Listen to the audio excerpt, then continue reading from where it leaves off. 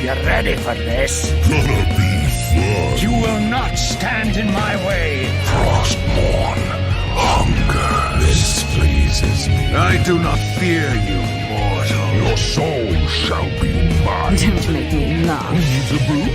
Oh, I do. Feel a shredding, baby. Let the battle begin.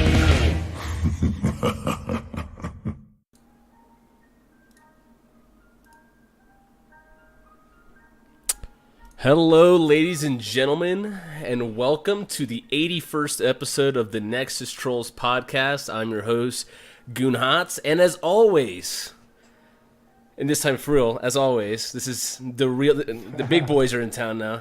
As always, I'm joined by Soken and Aurumis. How you guys doing? Yo, what's up, man? How's it going? How's it going, everybody? Chilling. What you guys been up to? How's your week been so far? Mine's been pretty hard, man. Work has been rough, and last night I did not have the best Hero League grind. I will say that right now. It was what was it? It was like 5. It was like 1 in 5, dude. It was terrible. I played some Hero League late last night, and I hit some win. It was like win loss, win loss, win win. I was like, all right, and then it was just terrible. The quality of the games went down. I was getting the same like couple bums that I don't know how they're in Master, but they're in Master. I had a 12 death Leoric in one game, and yeah, and he wasn't trolling. He was trying. He was trying his heart out.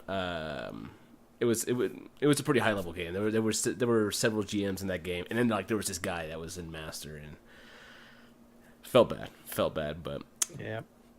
But right Unlucky. on. Yeah. Life. Really unlucky? Is it really? If it's Hero League and matchmaking, yes, it's super unlucky. So I mean, go ahead. Hey, I've had a pretty fortunate week. I mean, I've grinded like 3K points up in Master just this week alone, so it's been pretty good. I've had like probably about 80% win rate this week. So, What the? Yeah, it's been looking real good. I got 100 on my first exam for the summer, so Nice. good. Aurumis God. Always Yeah, lucky. we're always chilling now. lucky. Always lucky. And then I'm gonna finish the podcast, play another game of Hero League tonight, and get back into bronze. You know. Yeah. For those of you that don't know, I do not like the term unlucky. When people are just playing, they die, they're like unlucky, or they miss a skill shot and they're like unlucky. I'm like, is it really unlucky, or are you just bad and need to improve on that? Like, I'm bad. I don't. I find myself telling myself, I missed that cleanse, unlucky. When there's like It's a mental crush, It's a mental crush. That's Yeah. really what it is. Yeah. It makes me feel better for being bad. Sure. Ice cream truck is rolling nearby here. Yeah. Gotta close. Kids now, boys. Yeah, I know. Mommy, can I have some money? Yeah, the kid isn't here right now. He would have been like, the ice cream man. I want the Sonic the Hedgehog ice cream with the gumball eye drops that are like that are lopsided. Anyways. Dude, the stink bombs. The stink bombs is what it's all about. All right, that's what you want. I don't even know what that is. Anyways, let's move on. We got a nice little show for you guys today. Few interesting topics here, and we were kind of talking about Hero League. We're gonna get into that a little bit later. But before we get started,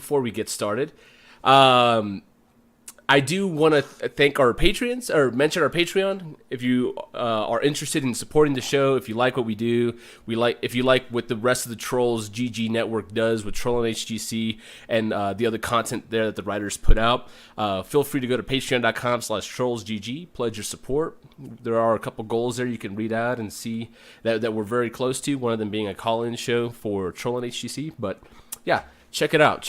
And our troll of the week this week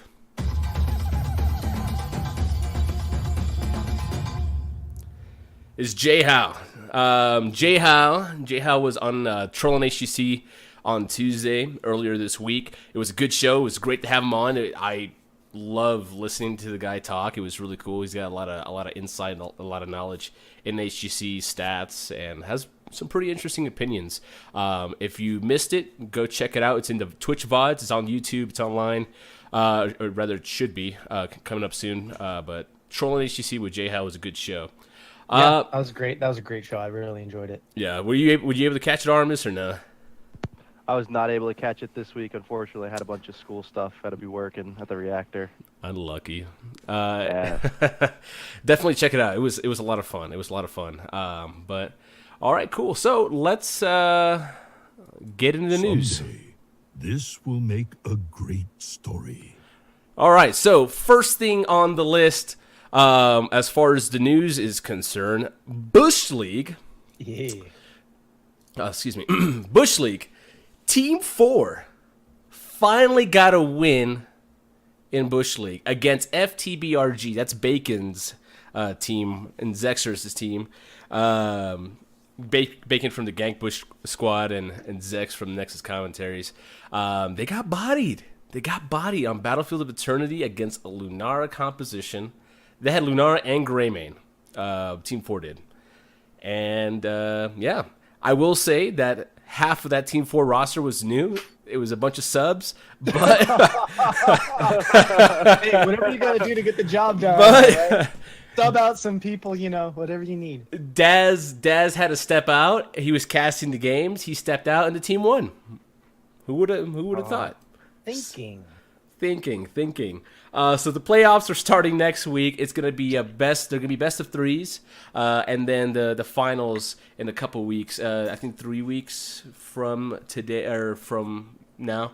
But yeah, they finally got from a goose egg to a one. Good job, Team 4. That's the biggest news. Everybody was wondering if they were going to get crucibled. More than likely, they still would get crucibled. The Bush League crucible. It's probably still going to happen, but I love it. It's just like a pit at the bottom with like a bunch of bushes. A bunch of bushes of Yeah, thorns and like there's spikes in there. All the carcasses from previous Bush League teams reside in that pit.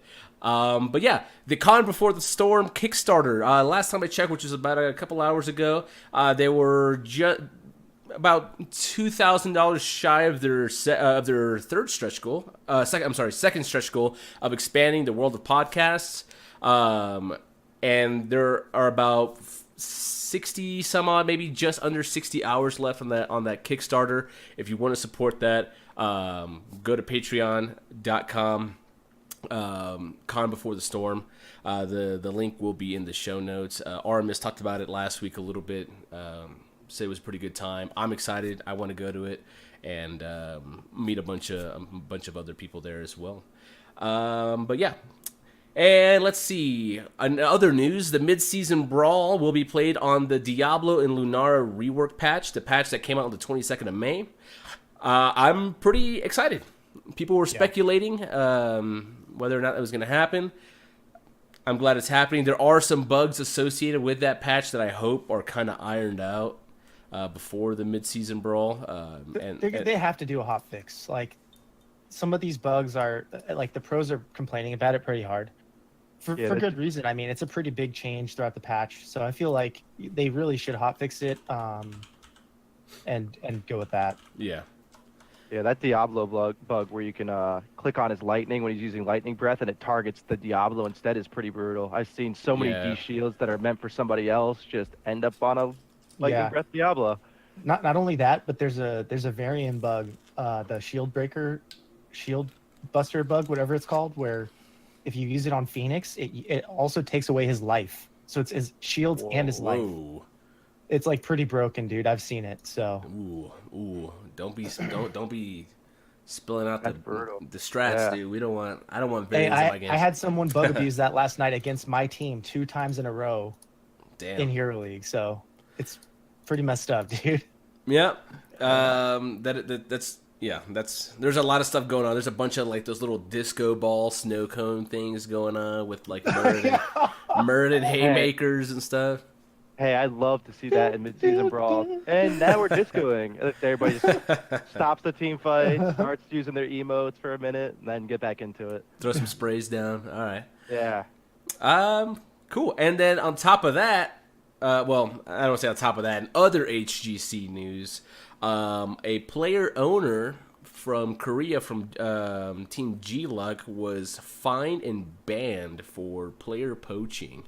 I don't remember the player's name, his like battle tag or whatever. But Relic. Yes, thank you. Yeah, he was fined $1,500 right, and then banned from HGC for poaching or attempting to poach players from another team. And for those that don't know what poaching is, Soken, what is it? What's the rule? What's the whole story behind this? So basically, now this is the HGC rules on poaching. This isn't what you might think in your mind as common sense is poaching. Basically, the rule states that the team owners and team management of one team are not allowed to contact or discuss with another player on a different active roster to proposition any method of joining their team or another team. Any team owner or team management participating in this may be subject to punishment, blah, blah, blah. And so when you have these weird situations now that are happening a lot in HGC, especially with a lot of the sponsoring pullouts where, they're not sponsored by a team, and now it's a player that is an owner versus, let's say, Dignitas has an owner that's not a player because Dignitas has management and whatever, right? Mm-hmm. So this guy Relic, he's a player owner. That's an important distinction because he's a player that is also now forced to be an owner because of the new rules, and and so basically he was caught. I guess I don't know how this came to light or whatever. Apparently there's some kind of evidence, but he was caught talking to a players on a different active roster, and so he's going to be punished. So it's a weird position to be in, right? Like you're a player, and and as a player, players can talk to one another. If I'm not mistaken, right, Aurumis? Is that yes? That's allowed.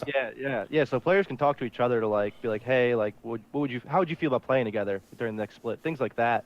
I mean, that's always welcomed, and it's a really weird situation when you are a player and an owner, and you might just be like genuinely trying to find out who you want to play with during the next split, and all of a sudden somebody takes it the wrong way and reports you, and then there you are, and you're kind of stuck. I mean, I wish if Blizzard had evidence that they would release it and show kind of everybody else, like, hey, like what really was it that got him in trouble? Was it just him talking to other players as a player, like as another friend in the scene, or was it him as an owner looking out for, I guess, like monetary reasons for the team? Like I feel like there's two big differences there. Like there's like a big divide between whether you deserve to be banned because you're trying to make yourself perform the best on your team as a player, or if you're doing it from an ownership standpoint.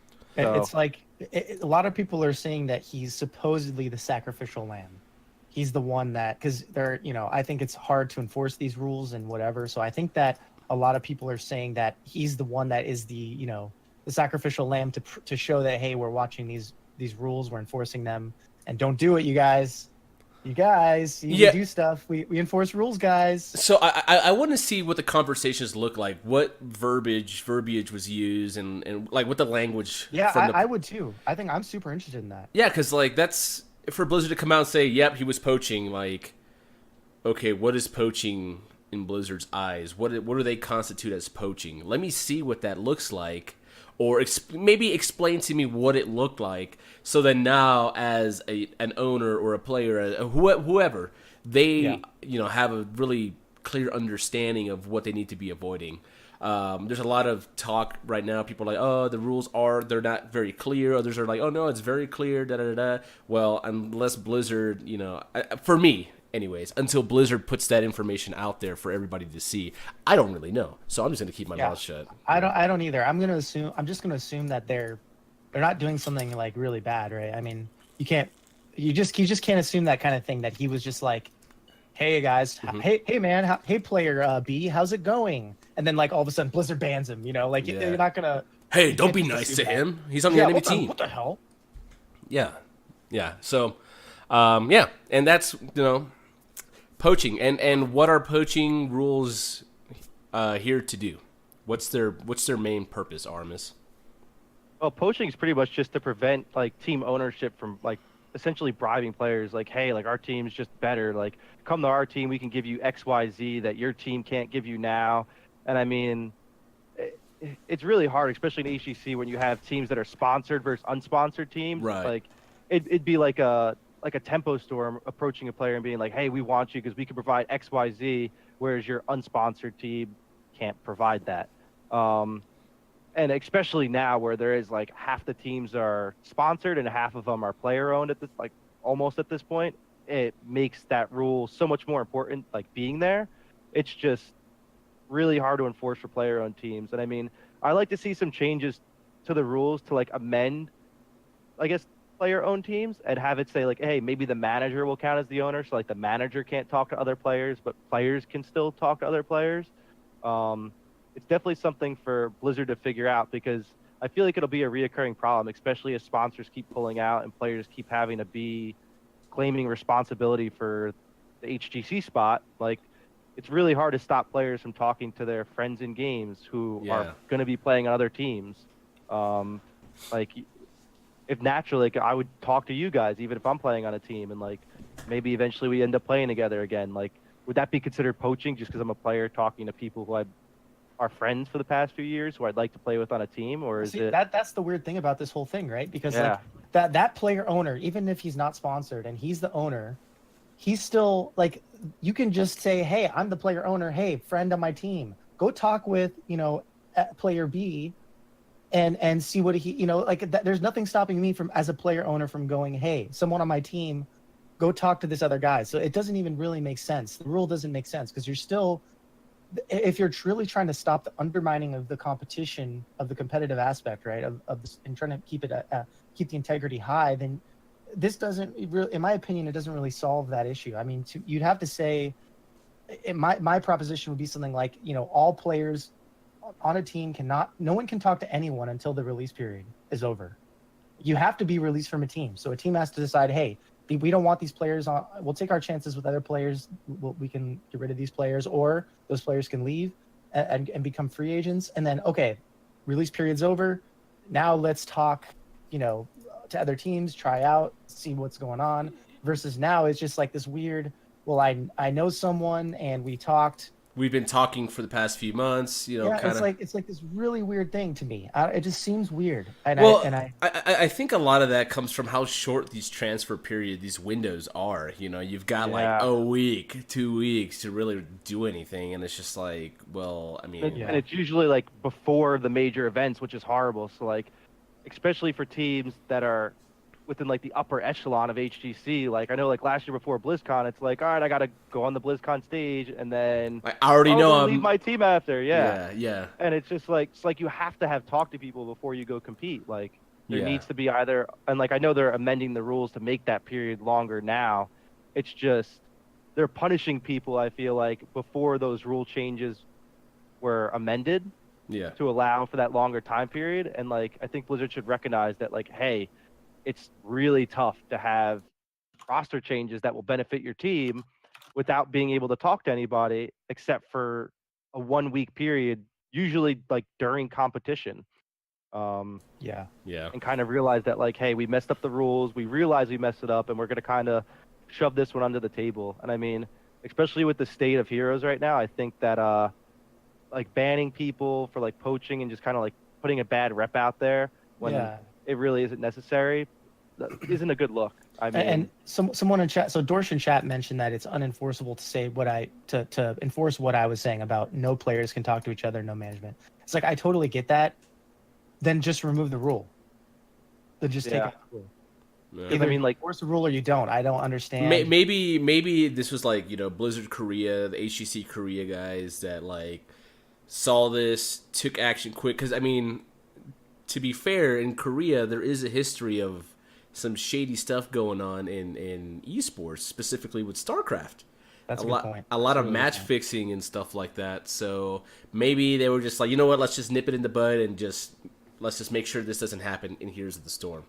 But anyways, if you guys want to hear more about the poaching and stuff like that, go tune in to Trollin' HGC. We talked about it some, gave some insight there. Jay Howe gives his insight as well. But yeah, so Aurumis, you touched on something like, hey, you know, we know that we're not going to have the same roster going into or after these large events. So at the midseason brawl, yes, we just had these roster changes. However, those roster changes aren't taking effect until after the midseason brawl. So people are screaming right now with their new teams, their midseason brawl teams, and you're gonna see, like, for example, you're gonna see Bad Benny on the stage, you know, playing with Fnatic, even though we know he's going to Method. It's so weird, dude. That is so weird. I think it's really weird, especially like, how does scrims work out between Method and Fnatic right now? Like, which team is he playing for? Is he playing for Fnatic because he's trying to compete for a pretty good sum of money, like like something that you don't want to miss out on because you change teams, or is he scrimming with his new team to prepare for next split? And I mean, that it creates a weird situation for teams too. And it's like, especially if those two teams were scrim partners, like, what do you really do? Like, does he play with the Fnatic roster, or does he play with the Method roster? And especially hearing like strategies between both teams, it's like, Fnatic's like, you got to give your all. It's mid-season brawl. It's where you're showing everything that you know, everything that you can muster up, because you're trying to win that extra money. You're trying to give your team that extra boost, like the good looks in the scene. So you're throwing all the pocket strats out there, everything you could possibly think of. And now one player that you're giving all that to is just leaving to another team right away, and knows that before this is even over. Like, I'm sure that some of those ideas are brought over, and like, for better or for worse. I mean, does anyone here think this is actually like a good thing? Does any three of us think that this is okay, or like? I don't want to say it's okay. However, I do understand that the midseason brawl is planned around this event, DreamHack. It is a DreamHack event. So I understand that, like, hey, we're gonna have midseason brawl. It's gonna be part of DreamHack, and that's gonna be it. Like, there's just nothing we can do unless Blizzard decides to make its own LAN somewhere else for the mid-season brawl, and not a part of this overarching thing. But like, all the big games are at DreamHack, like CS:GO, Rocket League, you know, all that stuff's at DreamHack. So I don't know. Considering the circumstances, I can see why it's happening. Do I want it to be that way? No. Yeah, I agree. I think we can all agree on that, right? Yeah. Yeah, I mean, there's plenty of time before the next like split starts, that I think they could have extended the rules until like right after mid-season brawl for final roster announcements. I think like they try to do it really quickly to keep people in the loop and like keep content rolling. But I feel like for the state of the professional scene, it's like a little too early. I know, to respond to Dorsch, who said, I don't think it's a problem, like they're professional. Yeah, everybody's professional, and like you're going to be doing things the right way. But then again, like, as esports, as players, like as professional as it gets, there's always shady stuff that goes on behind the scenes. And this kind of just helps to foster some of that stuff that goes on rather than like eliminate it. And I mean, like in traditional sports, players can't offer other players contracts. But in traditional sports, a lot of times players will move to other teams to play with other people they want to. I mean, like you'll move to teams that you know are going to perform well because another player's on that team that you like. And that also happens the same in esports. And I mean, the only reason players can offer other players contracts in esports is because the scene's so underdeveloped, and for specifically HOTS, there's not enough sponsors in the scene. Like, having player-owned teams, I think, is like the first major problem. Like, we need to start recruiting some more sponsors in, like start promoting the game more, playing more, promoting our streams, making it look like we have a really stable scene that's going to bring something to other organizations. That's what they're looking for. We need to show a good organization, hey, we have something we can bring to you, like provide value to you guys, like come sponsor us. And I think when teams really show that, and when we as a community start showing that, everything will step up quite a bit. Yeah. If you guys are interested in hearing more thoughts on the roster swaps that are happening, we go into detail on Troll and HGC podcast with J Hal. I know I keep shilling the Troll and HGC, but hey, it's Troll and HGC for a reason. It's all HGC stuff. We go through our own power rankings, how we feel, what we feel is good, bad, whatever. But yeah, there's a lot of good stuff there, so check it out. So moving on to the next bit of news here. Blizzard announced a huge ban wave. A wave, I guess, the next wave of bans on AFKers and feeder. Well, I don't say feeders because we're all feeders. We're all feeders, okay? We're all feeders. But people that are intentionally dying in game, griefing, trolling. There's a post they made on the forums, and yeah, do you guys think? Like, I don't get me wrong. I'm all for Blizzard taking action against this sort of stuff. But I feel like they happen so few and far in between. Like, okay, here's this huge wave of people that we just banned, but like, why can't we just ban him sooner? Ban this player sooner than later? Because like this guy, he's probably been trolling for the past 6 months, and then ruining games for 6 months, and now Blizzard's like, oh, okay, he's banned now, but the damage is done. He's already done 6 months worth of trolling. The counterpoint to that is that if he's trolling that much, then supposedly the automated system is taking care of him because so many people are reporting him. That's kind of the counterpoint to that. But I think, as we know, it's not a very reliable system in the first place, which is why we have so many problems, right? I mean, that just continue to happen. I mean, people complain all the time. So I'm not too sure the system they have in general is the best, or I should say that is working out the best for them right now. It's kind of the same system that it's kind of like they just ported the system from StarCraft or something, in my opinion. That's how it feels. Mm-hmm. So I don't know. I think it's a little too far between. I mean, they're maybe trying to get some hard evidence, and like show like a consistent pattern type thing. Yeah. I mean, but I think those people are playing enough that you can get a pattern pretty easily. I don't know. Yeah, and if they're getting reported enough, in, let's say, okay, 4 of your teammates, I'm trolling, I'm inting, I'm literally just running it down mid and just getting killed, just getting myself killed. All of my teammates report me, and then the enemy team reports me as well. Because I mean, most of the time, the opponents do report those players. I know I do. Yeah, I do for sure. I mean, and take that for what it's for what you will. But if that happens like in a game, like that is just a toxic thing that you just done. You have 9 other people reporting you for the same thing. Shouldn't that just be like, okay, well, Blizzard's like, you know what, screw you, you're out. Like, why do we have to wait until a certain period of time before? Yeah, I don't know if their automatic system detects that. Like, I guess 9 people in a game. I mean, and that's something that like that'd be a good like Reddit like AMA any question for them at one point. Like, what does your automated system actually detect? Like, what is it looking for to make that happen? And then like to suggest those improvements. Like, hey, like if 9 people out of 10 people in a game report them, can there just be action taken immediately? I don't think they'll ever tell you what the system does. 'Cause people will just abuse that. They'll just be like, well, I mean, right now it's being abused anyway. Like, because literally you'll hear people at the same, like by that same accord, you'll hear people, oh, I really don't care if I get banned. I'll just make another Smurf. Because it obviously doesn't target your IP. Because I've had people who have their accounts permanently banned almost, or banned for like 6 months. Yeah. That just make another Smurf and they're back in Masters in my game again. Yeah. And you'll see it all the time where it's like, you'll have players, oh, I'm on my Smurf, I don't own any heroes. And then they'll be toxic all game, and you know who they are. And then yeah, they'll log off that account, log on a new one, and be like, okay, I have 7 accounts in Master. So does it really matter if I get banned? That's a lot of at time. That point? That's a lot of time playing the game. Hey, they do it though, man. Yeah, I mean, it's a pretty common thing, which is the scary part. And I mean, and then by this, like, and the same thing, there's so many players in lower leagues that are toxic and are like, I don't really care if I get banned.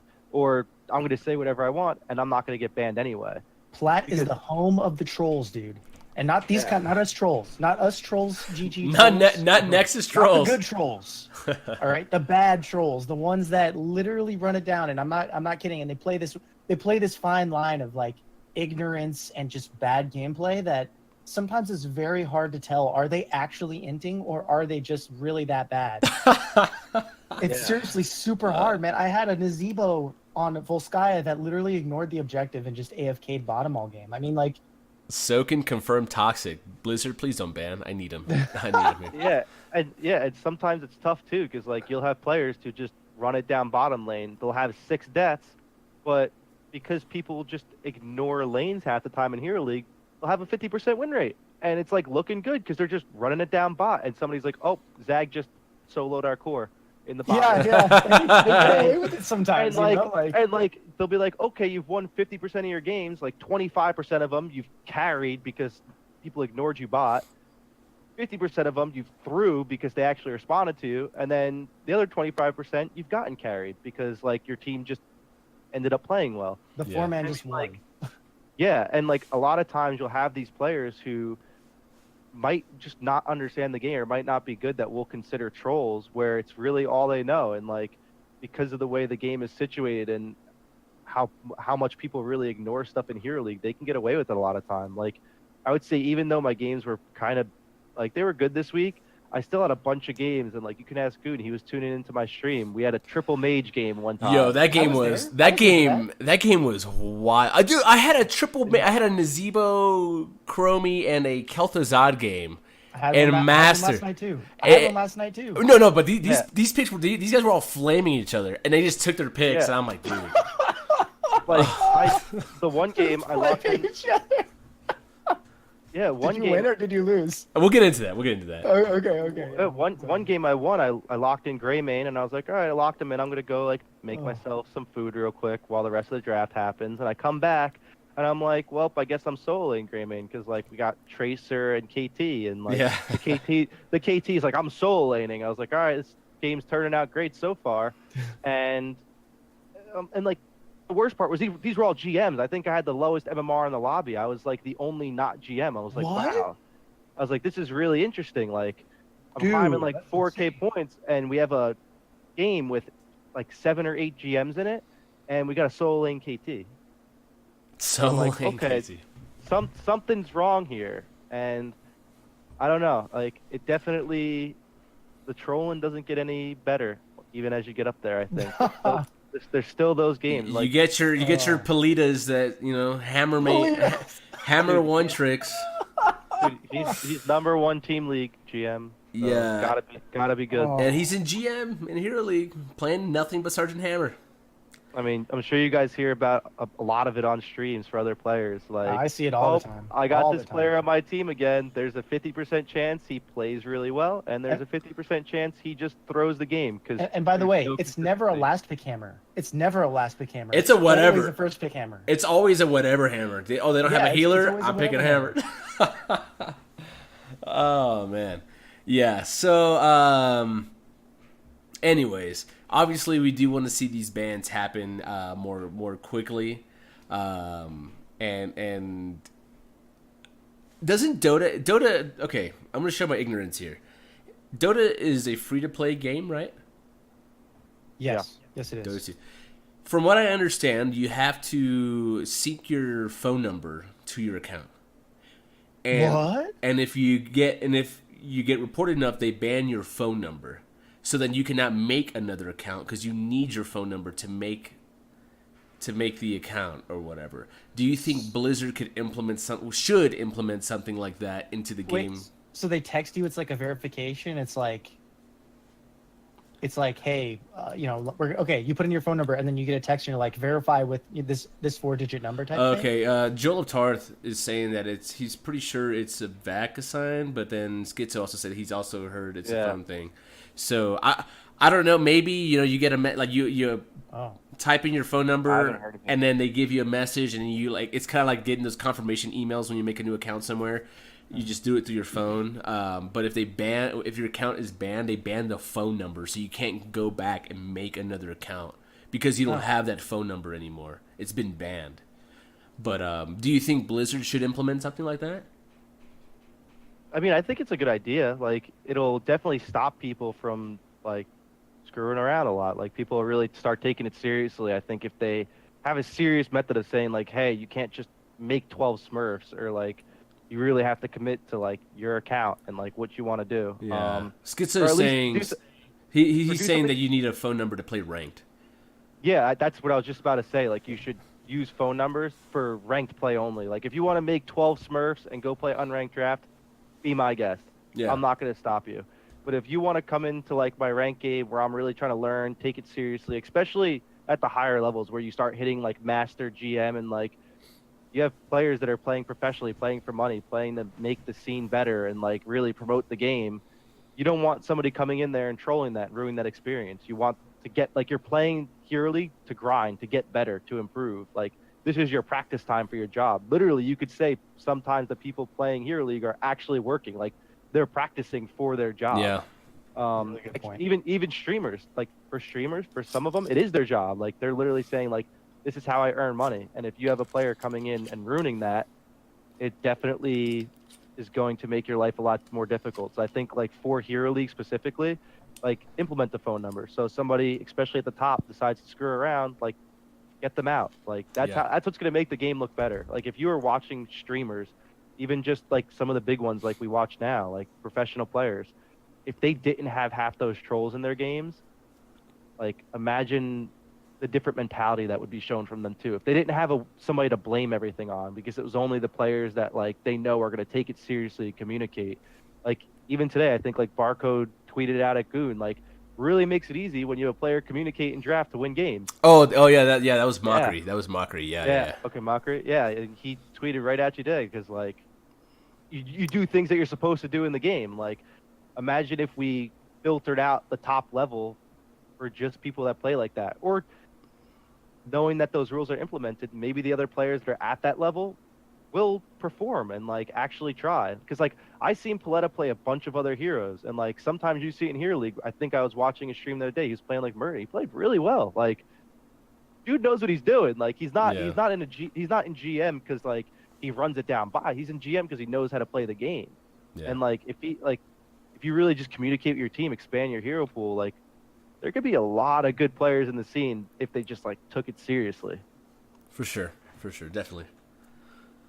Cool. All right. Anything else you guys want? Go ahead. I just want to say that they are going to make changes to Hero League coming up. So let's wait until then to really revisit a lot of the Hero League talk, I guess. Sure. In terms of like criticizing, because they supposedly do a big patch and then and make a lot of just like quality of life changes for placements and all that other stuff, and then also they're going to eventually put performance-based MMR or performance-based adjustments back in there. Yeah. So that'll be super nice, and I'm excited for this. And we'll definitely be talking about that once that comes. But I mean, hey, it's all right to talk about our current experiences and stuff. And no, of course, what we like.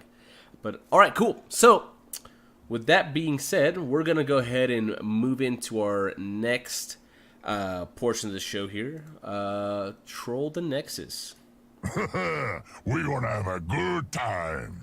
All right, so Troll the Nexus. This is where we talk about all things in the Nexus. These next few topics are going to be about the game, playing in the game, or just events surrounding the game. So the third anniversary for Heroes of the Storm was announced this week, right? They gave everybody banners and some sprays and stuff. There was not a whole lot of fanfare surrounding the 3rd-year anniversary for Heroes. It was just kind of like, oh yeah, by the way, HOTS is 3 years old. yeah. Give them some banners, I guess. I mean, it's not like an Overwatch. Every year they have this event. Hey, it's our Overwatch anniversary. Here's an event. You can unlock all these cool skins. Okay, to be fair, we do have the Nexomania that's going on right now, but yeah, I figured there'd be more talk surrounding the 3rd anniversary. Yeah, I mean, they could have at least tied them in. Like, I knew it was the Nexomania event, and then I was like, oh, it's the anniversary event too, maybe. I mean, I don't know. They definitely could have tied it in a little better. Maybe like introduced like another extra quest for the anniversary, or like tied in the Nexomania an anniversary quest. Like, let people know, like promote it a little bit more, knowing it's pretty important. Like 3 years is big. The game has come a long way in 3 years. I mean, hell, even this year. Like it's insane how much this game has changed. Speaking of which, we're gonna kind of talk a little bit about some of those things that we remember and whether or not we miss it. And if I think the game's in a lot better state than it was back in the day. But do you guys remember when Jaina, Tyrande, and I think Uther had Sprint? You remember that was a thing? Yeah. So for those of you that don't know, Sprint was an activatable. I think it was like at 13 or 16. It was around there. You press 1, and then all of a sudden your character starts hauling ass around the map.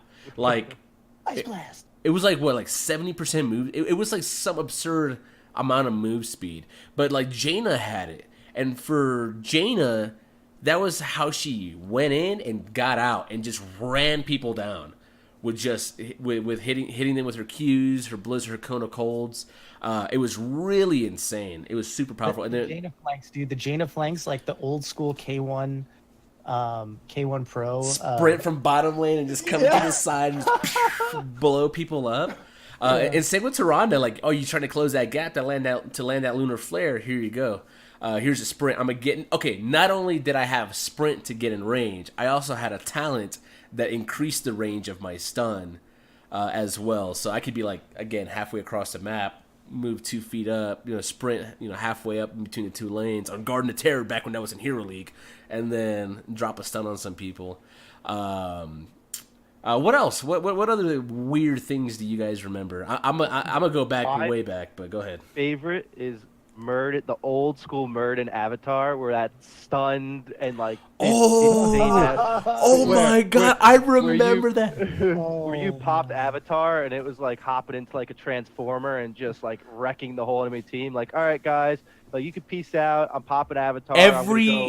Every auto attack had a mini auto attack. It was like Skullcracker. It was like Skullcracker, but every auto attack. So you just like blah blah blah. And what people used to do was stim drone Muradin with Avatar. You would stim the Muradin, and he would just go. It was insane. I remember that. I want that one back again. That was a good one. I want that one back again. That's because you want to be OP. That's because you want to break the game. Yeah. I remember when you had to spend like I think it was like 20,000 gold in order to unlock Team League and like create a name for your team, and then that was like beta. And you had to in order for you to play Team League, you had to queue up with those same 5 guys in order to do it, dude. That was wild. It's kind of the dream, right? I mean, I think we kind of want to go towards that again. I think that is something we can universally agree on, that Team League is somewhat of a dead thing right now, and if we want to make it we want to make it more exciting, right? I think that clans and whatever, going back to that idea, is like a good thing. So I think if they did like a banner, even now they have sprays, like do a Team League thing and make it a season where your team, like if you make like a 5-man team or clan, like is number 1 for Team League for a season, do a spray with their little clan logo. Ooh. Like it'd be so easy to implement. And do you know how much people would get hyped for that? There's gonna be a bunch of dicks in the Nexus, dude.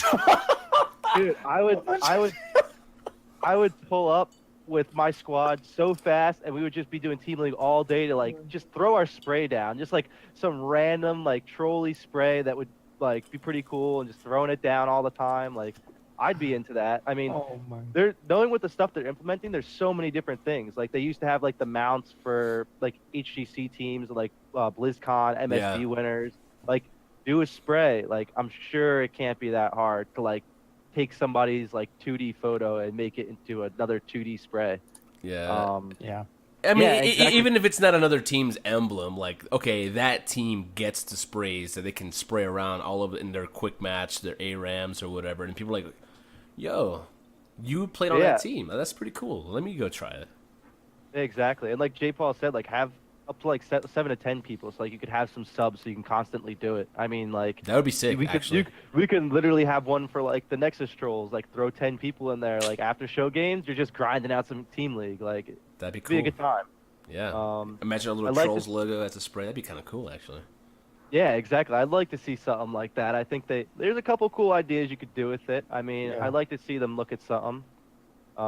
Anyway, back on topic because I think we're going a little off. But That's true.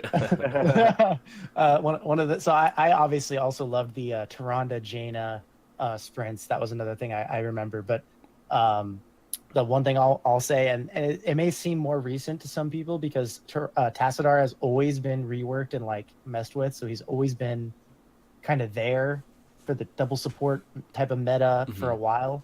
But I just remember things like the race car build, got me super into the strategy side of the game. Like, you know what I'm talking about, right? The Yeah. E build where You just eat and zoom around everywhere. and you gain back all your health or something. I forget exactly what it was, but like it was pretty legit back in the day. Things like the Tassadar is what kind of got me more into the game. So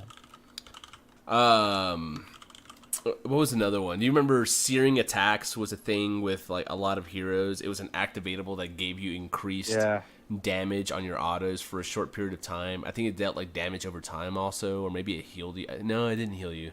That was. I think it just took additional mana. It was additional mana for every time you hit. It took more mana, but you do more damage. Yeah. You do way more auto attack damage, but your mana bar depletes during that time frame. I remember that. That was the Tyrande auto attack build. Like, Vala used to have that. Oh, what? Yeah, I think Raynor used to have that too. And back when it wasn't called what is Falstad's auto when he heals? What is that called? Hammer Gains right now. Hammer Gains is the. Back in the day, it was just a generic like talent that a lot of auto attackers had. It was called Vampiric Assault. Vampiric Assault. That was a thing. What else? What else was there? I'm gonna look here and see what. Greymane. Greymane didn't have a cursed bullet. It was marked for the kill. All it did was you shot a bullet out at super slow range or a super slow speed, and all it did was reduce the target's armor by 25% for a few seconds, and then you can press the button again to teleport to them.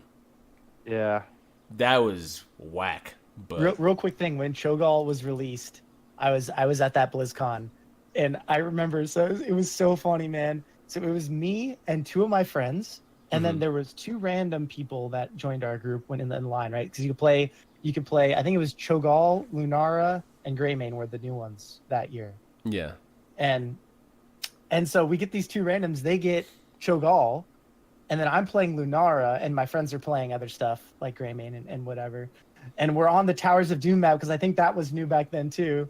And like this other team, they were owning us in the beginning because I was still getting used to the stutter step of Lunara. Like I was like feeding, you know. Yeah. And we're just dying, and then they're B-stepping us. They're B-stepping the living hell out of us. At BlizzCon, dude? Come on. At BlizzCon. Who even talks trash at BlizzCon?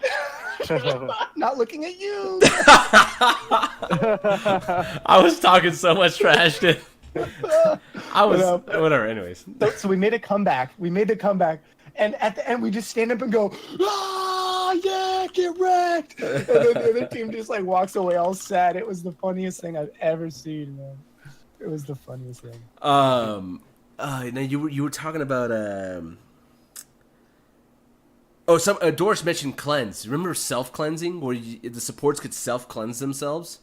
Like wasn't that the old cleanser? I don't remember. Yeah. It was old like cleanse old where you could self pre-cleanse. So like, as Uther, you could walk up, self pre-cleanse, eat a bunch of CC, and then like Divine Shield or Divine Storm or something like that. Or as Rhaegar, you can get in the fight, you be punching people, self-cleanse, self-ancestral, turn a fight because you just 1v1 their like whatever, their thrall.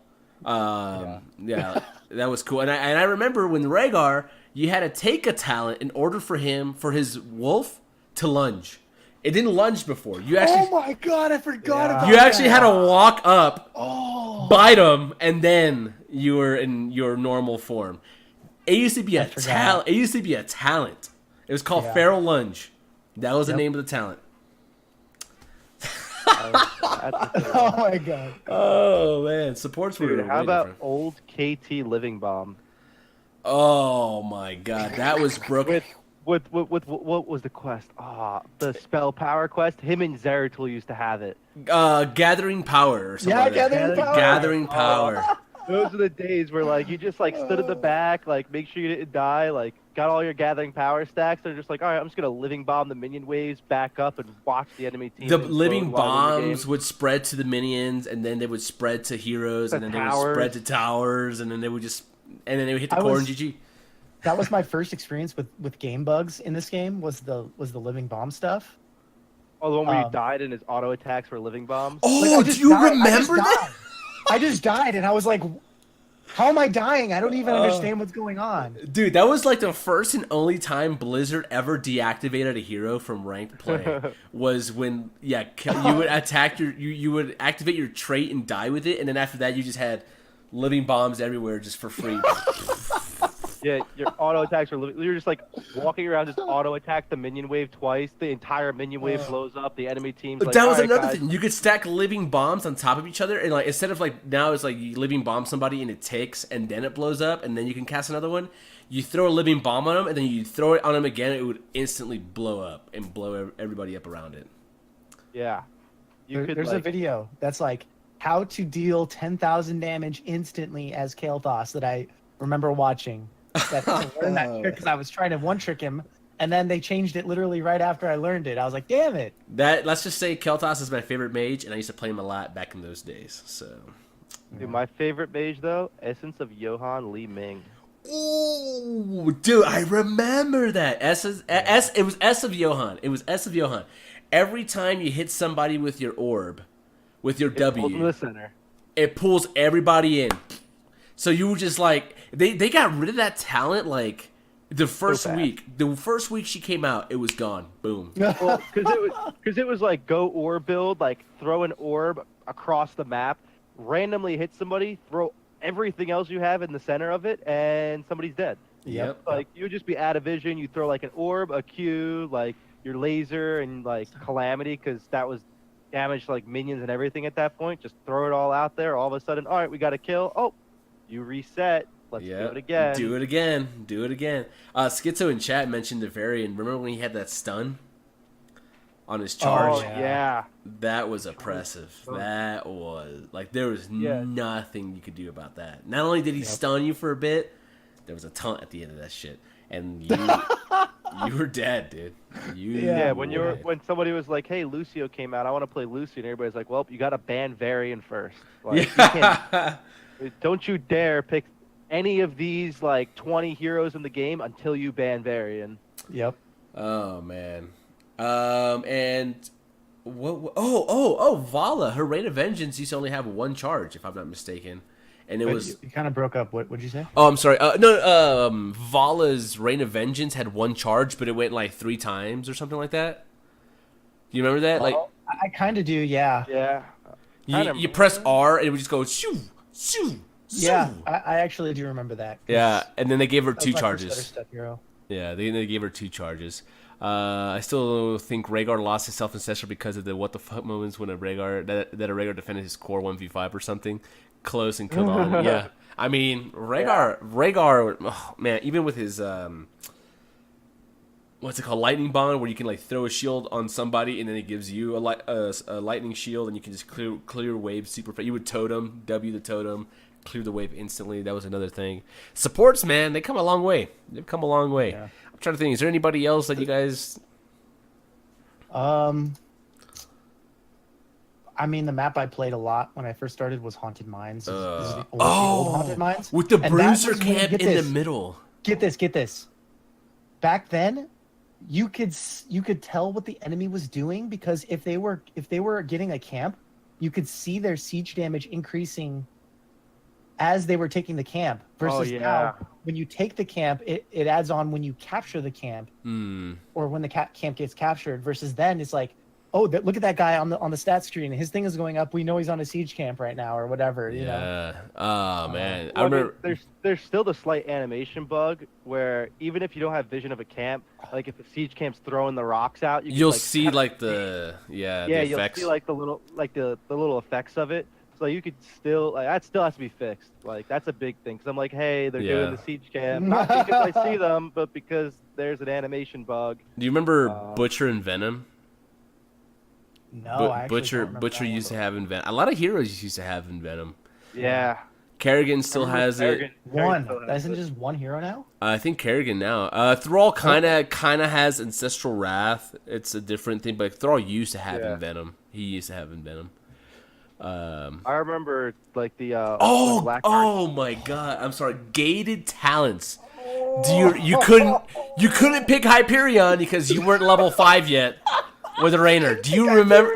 Do you remember that? I do. They're Like it was like, well, once they get to know, the idea was like once they get to know the other talents, they can move on to the other talents. Like sometimes you literally had to choose the worst talents ever and just feed. Yep. It's like, oh, sorry guys, I can't pick the good ult because I'm not account level 10 yet or something. Yeah.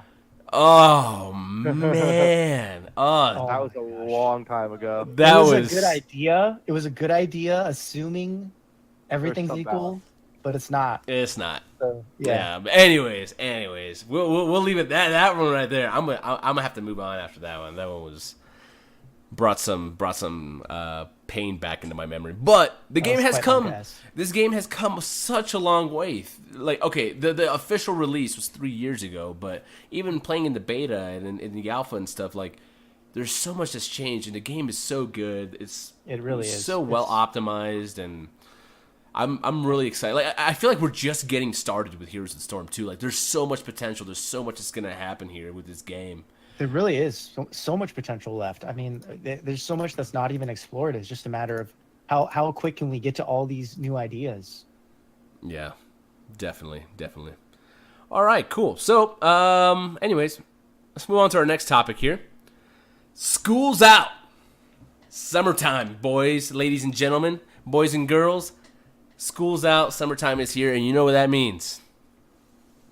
There's going to be a lot more players in the Nexus. A lot more people in the Nexus playing this game. There's going to be a lot more players in your Hero League games and your quick matches. So potentially the number of consistent players on a given day will probably be higher than before. It's summertime. All the kids are out. College students don't really have to worry too much, other than Aurumis. He's taking college classes during the summer. And the potential for younger players to be in your game it's a little bit higher. The potential, right? With that being said, I know the meme is like, oh, what are you, 8, 12-year-old? Like, whatever the case may be. I know that's the meme. People like to call out kids for playing the game. I kind of want to, I guess, shift the way we think about that and consider what kind of like influence, what kind of a positive force can we be on those younger players in teaching the game. I think this is a great time to get younger players interested in Heroes of the Storm and being like, hey, this is actually a kind of cool game.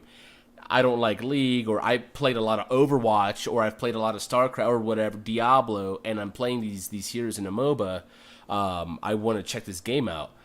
How can we, as a veteran player base, an older player base, what can we do to help encourage these guys to continue playing and to more importantly, want to learn and get better at this game? Shot call your games. That's probably the biggest thing. Like if you're in Hero League and you notice a player's either confused or they're not talking or like they're doing something else, like help them out. Shot call your games. Like as players that have been around a while, don't turn off your team chat. Don't flame the kid. Just shot call it. Like, I've noticed this week specifically, like, I kind of made it like a promise to myself, like, no flame Marino this week. I'm going to shot call all my games, try my best, like, help out who's in voice. And I had one game, I think it was at, like, 5 in the morning because I was up all night playing. I had a bunch of, like, it was a range of master to gold in a Hero League game. Huge range. What are you doing up that late? Yeah, that was my first problem. But besides that, we had 3 people on the mic, me and 2 other guys, 1 plat player and 1 gold player. They obviously were like, they didn't know what they're doing, but really cool people. They're like, I want to learn. And they're like, hey, like, just tell me what to do and I'll do it. Because, like, they realized, like, we're playing with the better player, somebody who plays more. So, like, just tell us what to do. I was like, all right. And I was like, hey, can you carve my lane? I'm going to take this camp. Or, like, hey, can you go take this camp out? Or, like, get this soak. Like, we're 10 now and they're still level 8. We could do boss. And they're like, oh, like, I don't want to throw. And I'm like, don't worry, like we have this 10 advantage. And like they're really responsive to it. We won the game in like 12 minutes and had, I think, only our Zarya die like once that wasn't on voice because she was just running it down top. And we were literally like we were literally 4v5ing pretty much the whole game on Cursed Hollow because we had one person running it down and the other guys were listening. I was helping the shot call the game and they were responding to it. And I mean, you'll be surprised. Like if you're really like nice to people and you shot call, like they'll be responsive. They'll help you out. And I mean, that's how people are going to learn more too. Like shot call your games. They're going to, that next game, I'm sure those guys were like, hey, this dude told me to take camp set before the objective at 2 minutes and 30 seconds. And I'm sure they're going to be doing that now. And like for the rest of their games, right? Well, yeah, for the rest of their games. And next thing you know, they're going to be in your game and know what to do. I mean, they're going to be in my game. They're going to be in my game after some Aurumis shot calling. No thanks. I'm just kidding. I think the biggest point though is that in that case, it wasn't even their fault. Like they didn't ask to be in a master game as a gold and plat player. Yeah. So like that specific instance, like it really is not. I mean, it makes you look real bad if you flame a gold and plat player as a master player. True. But then again, it happens all the time. Go on Reddit. Yeah, like, true. You see I it know. all the time. And I mean, like, They and, like didn't the ask same for it, thing though. happens. And like the same thing happens, like if you're like master, or like if you're in team league, or even if you're just playing quick match. Like a lot of the kids that are gonna come play aren't gonna jump right in the rank. They're gonna jump into quick match and have fun. Like teach them so that when they do jump in the rank, they have an idea of what to do. That they don't end up in bronze and then they're like, I'm just gonna quit because like this happened. Yeah. Like for like, me, like, hey, I enjoy it. in my Hero League games, I try to get people amped. I try to get them motivated. Like, yo, come on, baby, that's you. That's your play. Nah, I saw that Blaze. I saw that feed. Don't worry about it. It's all good. We're all feeding here too. I'm always trying to like get people excited, try to look to make those plays and have a good time. And sometimes people get a little too hype and start feeding, but it's still fun. It's still fun. They learn from it and they're like, damn, like I should have chilled. And whenever I do that, I do find it in my games. Whenever something bad does happen, more people are willing to be like, damn, maybe I should have done this.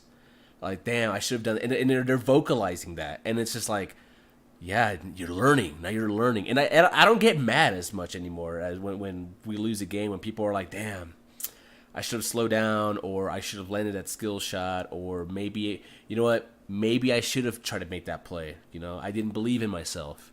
But yeah, I think encouraging those players to go out and don't be afraid to make the mistakes. Like, we're all gonna make it. Like, just do what you can, learn from it. That's how, when my early days coming up in HOTS, I used to, Soken, I played with some feeders. Some straight, like we used to just was a feeder. And was a massive feeder. I was a massive feeder, and we used to just go hard and just bang our heads against the wall and just do what we could. Just fighting all the time. And it was so fun. It was fun, obviously. Yeah, it's fun. It's really fun. But like then that I feel like my mechanical skill was good because of that, and then I developed the mental aspect of the game. And I think establishing, hey, we push each other, push your limits, see what you can do, but then rein it in at a certain point and pick up that mental aspect of the game, and you'll see a lot of success there.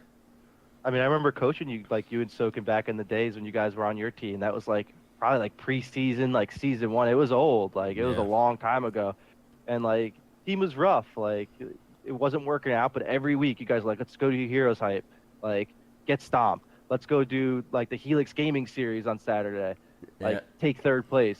Let's go do it again. And like just kept running it down and just learning. And you're like, all right, like just a genuine good attitude toward the game. Like regardless of what happened, you're gonna say, you weren't saying, oh, that death happened because this person on my team screwed up. It was like, no, I could have done this better.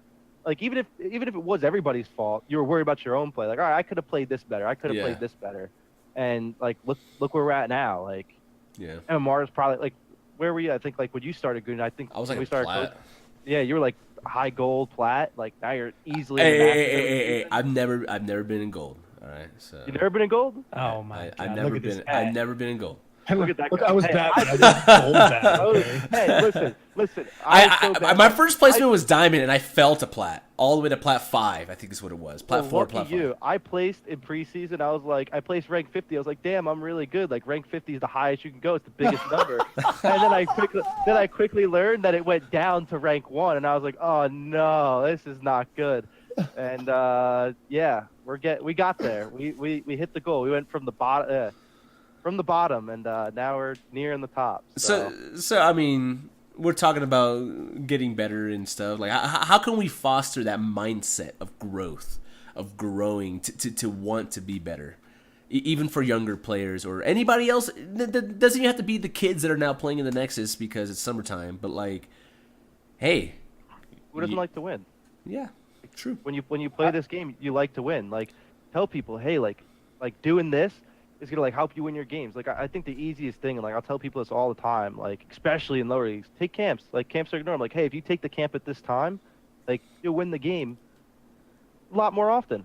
Yeah. And chances are they're gonna do that. And like, it's something really simple. And obviously, like for higher level players, you have to introduce like higher level things. Like, hey, like as a tank, like you should anchor, because if you give me vision, like I'm gonna be able to deal more siege damage to this turret, knowing that I'm safe, rather than you helping me to hit it for 90 damage with your wet noodle because you're a tank.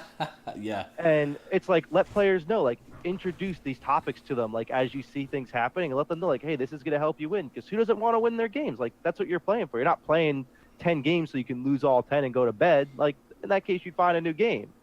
So like, yeah, introduce these things, let people know, like put out content that's not just informational, but it's fun, like kind of like what we're doing on the podcast. Like, we're having a good time, like good conversation, you're joking around, but like it's educational. Like, if you really like look at its core, like what we're talking about, like about patch notes, about things going on, it's to teach you about the scene of HOTS, to teach you about HOTS, to like introduce you to things in the game that you could and should be doing to help you win. And I mean, yeah, do things like that. People will watch, like people will listen. That's all. That's what counts. Yeah, and I was just going to say that somewhat similarly, if you're in Hero League, like people don't. If you have the balls to go in voice, you're probably not going to flame. It's just not going to happen, really. Yeah. I mean, of course, there's always exceptions, but I've never seen it even once.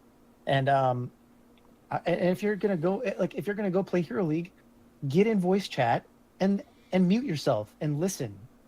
There are people that you know, contrary to popular belief, there are people that are lower than their actual rank, and or may lack in, let's say, mechanical skills, but are good at vocalizing their, you know, their team, the situation or whatever.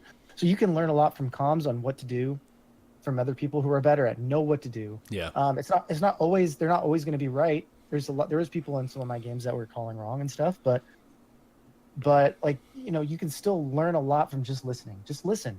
Yeah. Learn to listen, right? Learn to listen and see what happens. Learn to have a dialogue with other people as well, and have those conversations, and maybe outside of a game. And I've done this before a long time ago. I would invite people to the Discord server and be like, "Hey, let's chat in here." But back before voice was a thing, hey, what do you think this and this? And then we'll chat back and forth. A lot of people, if you're typing back and forth, a lot of people will misconstrue that as flame, and you're wanting to have that like an argument or trying to get the last word. But something that I do with my team is like, hey, if you guys disagree on something, talk about it and hear each other out, give points and counterpoints, and maybe one person's right, one person's wrong, maybe you're both wrong, and you know somebody else has to step in and give the answer. But anyway, probably that's it, right? I don't know. I can't really think of much else. Shots absolutely correct. Yeah, he's just trolling me right now. Yeah, Aurumis can't learn. He can't listen either. Can't he has learn. no ears. Can't learn. Can't learn. I can't read. What do you guys like? How would you guys feel if, like, maybe it's not from Blizzard, maybe it's from something else, some other. I'm throwing an idea out here for somebody. Okay. What if there was like a HOTS summer school kind of thing where you know, like a training camp, you bring some people in, some new, you know, prospective players that want to learn the game, and you train them over the course of like the summer or something like that. You put them in NGS or something like that, or maybe the org hosts a tournament or something. Well, not even that. Do something like what you did with League, where like, and the community will probably do this. Like, I could say, for instance, like I do it. I'm sure you do it, Goon. Like, take a couple players. Do something like what you did with the league people, like the league streamers that came in. Have them stream their games like with their partner that they have to like learn. And like, I'm sure people like Kala would do it too, because he's super into teaching people. And then run like a little tournament then. Be like, all right, like teach them how to play. Then like run a little like a little game, like a custom game between like the two teams, see who's doing the best, or like run something at the end, like even doing stream for like a charity or something. Like people will raise money for it and like teach some new players. Okay, I mean, on a side note, that is related. literally Sub Wars. Something that is like seriously so related right now that I did see today, and this topic reminded me. I'm gonna post the link in chat. So Liquid Zeus is the coach for Team Liquid, and he's putting together a 5-day get good boot camp. Oh, dang! Look at that. On HOTS, and it does cost money. I think it's like 120, 130, whatever dollars. So there's that. But if you don't have like to work full time like me, if I wasn't working, I would totally go do this. I would pay for this. 5 days with 6 hours of coaching total. It's a lot, man. It's a lot. Wait, is that 6 hours per day, or is that like? Yeah, 6 hours per day. That's pretty cool. That's pretty cool. He'll play with you. He'll watch you play and help you in game. Like, there's a lot of benefits from this specifically. I don't personally know the guy, but I just think it's a great idea and I'm so happy that someone's willing to do it and help the community. So if you want to go do this. Like, I really encourage it. Shot mentioned in chat that like doing something like this would cost money. I'm like, hey, you could, if you wanted to charge a little entry fee, you could probably attract some people that are interested. However, you do have to have that rapport. You do have to have that established, I am understanding of this game. I'm smart at this game. I'm good at this game, right? That has to be something that you have to have established to your I guess your audience. But yeah, I think something like that would be cool. And esports is quickly becoming a thing. It's growing, and collegiate level stuff. I mean, we saw with Heroes of the Dorm. Who says it has to stop there at college? Why can't you have maybe some high school programs? Dang, that would be so sick. As a matter of fact, there is something that's brewing. There is like a high school this organization that's going to different high schools across the U.S. Thousands of high schools across the U.S. that are introducing like playing esports as an after-school activity for kids, which is interesting. I'd have to find that link, and maybe we could talk about it in the next show. Yeah, that'd be a good topic. Yeah, for sure. Cool. All right. Well, with that being said, let's move on to. We'll try to run these topics down real fast here. Let's give our Hero League reports real fast. So we've all been playing some Hero League this week, and we're gonna keep playing Hero League throughout the next couple weeks, from here on out, and kind of give our reports. But Soken, you just finished your placement games this past week. Yes, I did. Where did you place, and what was your experience?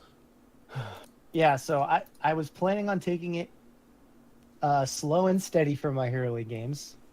It gets you. And I was doing well. I was 1-3, or sorry, 3-1. Sorry, 3-1.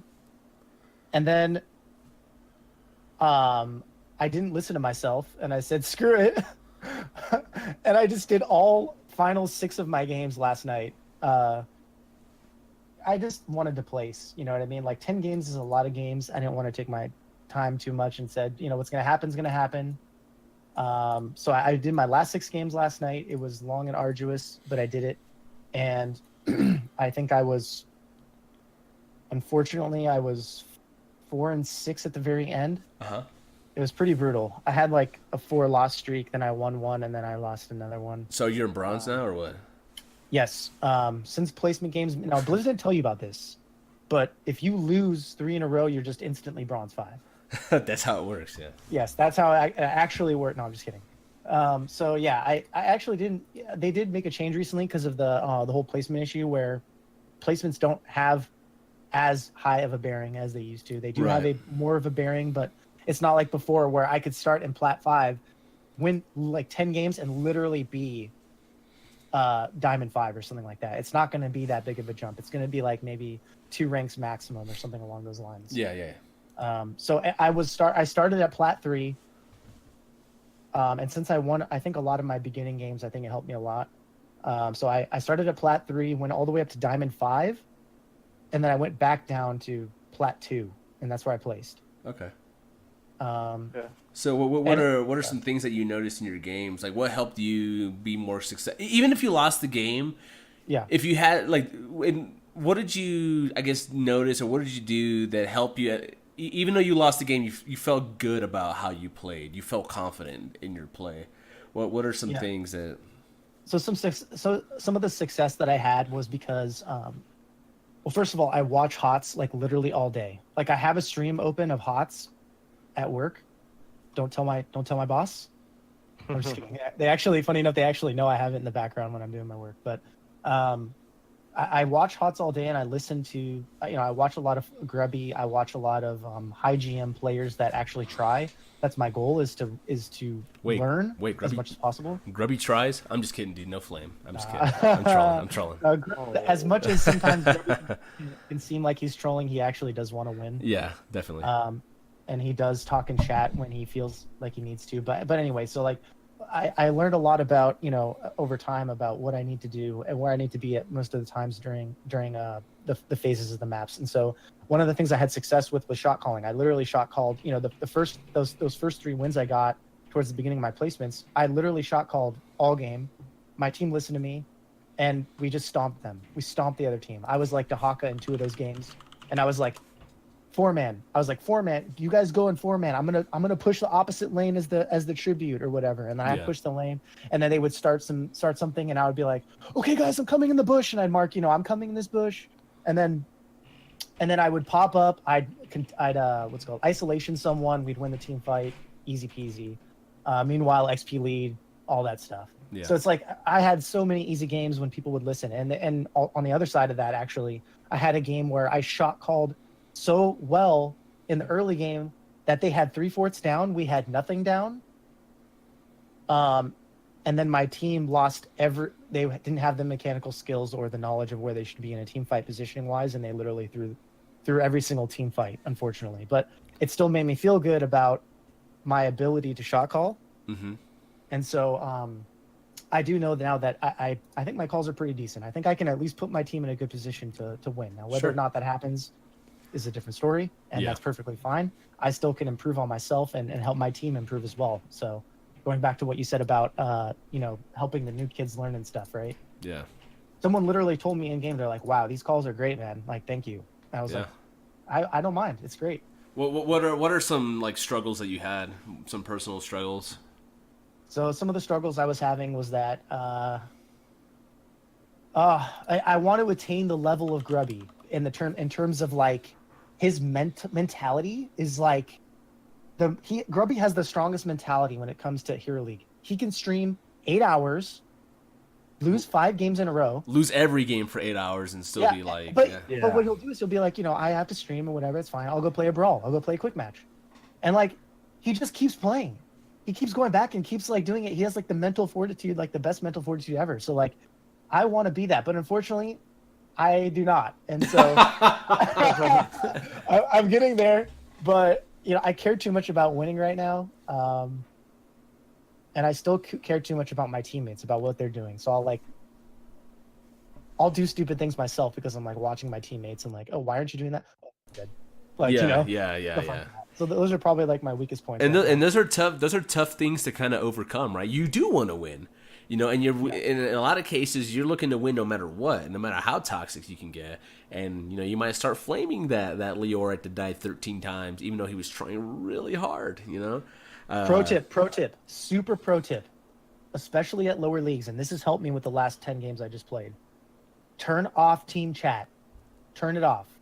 I go in voice and I mute myself and I do some shot calls sometimes if people are there, but having team chat not there, like I literally went back and watched some replays of some of the games I won, and people were flaming me the whole time. People were flaming me in team chat. Maybe you were wrong, dude. Who knows? maybe I was wrong. I'm not saying I'm the best, but like, if I saw that, my performance would go down 50%, guaranteed. I'd be so mad, and I used to be. Last season, I think it was last season, I grinded most games I've ever grinded. It was close to like 100 games. It was like maybe it's like 75 games, let's say. And I was so tilted by chat, I just decided this season I'm turning it off. There's nothing people can say that generally will help me. Yeah, and you know what? Like, I think text chat tends to make people a little more passive aggressive, or a little more aggressive. They'll just type something out there.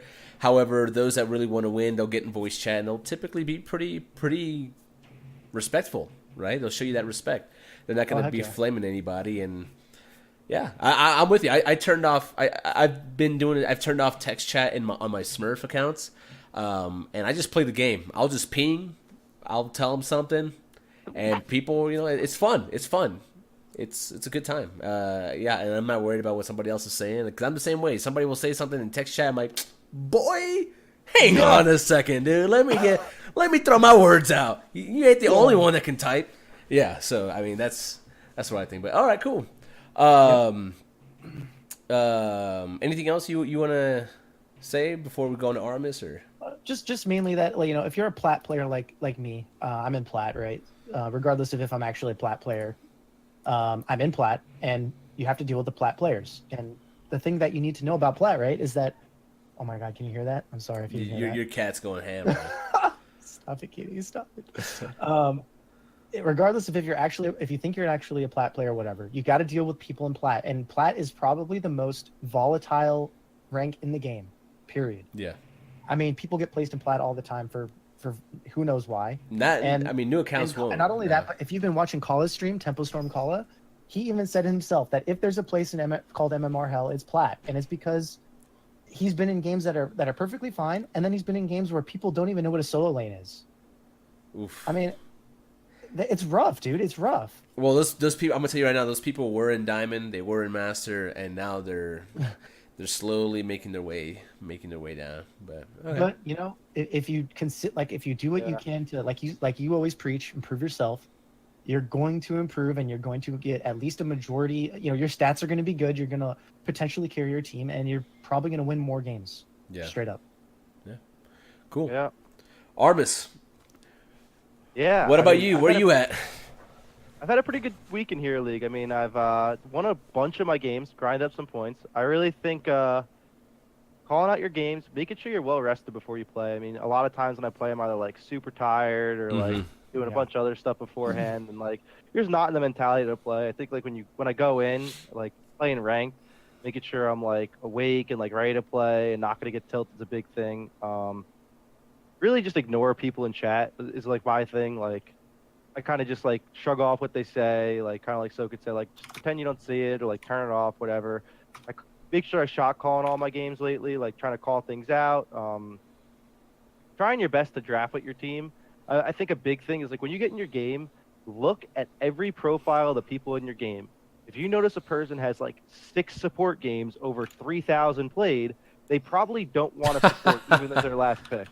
Like, yeah, maybe they'll do it. Like, they probably have the heroes, especially, like, in Hero League. Like, yeah, they probably have a support or two.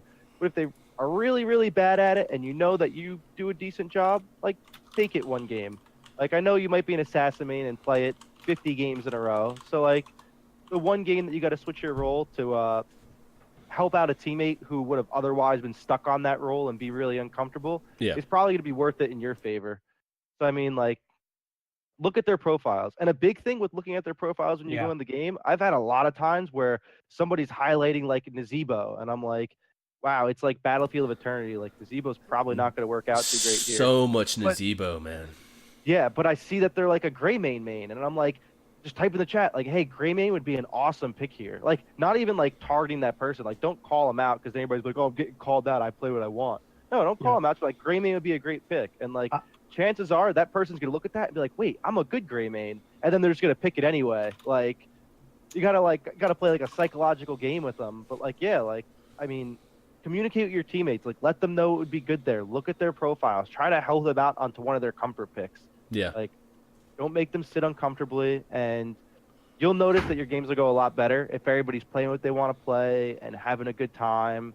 And like, if your goal is to win, then like, play some other stuff. Expand your hero pool. Help your teammates play things they're comfortable on.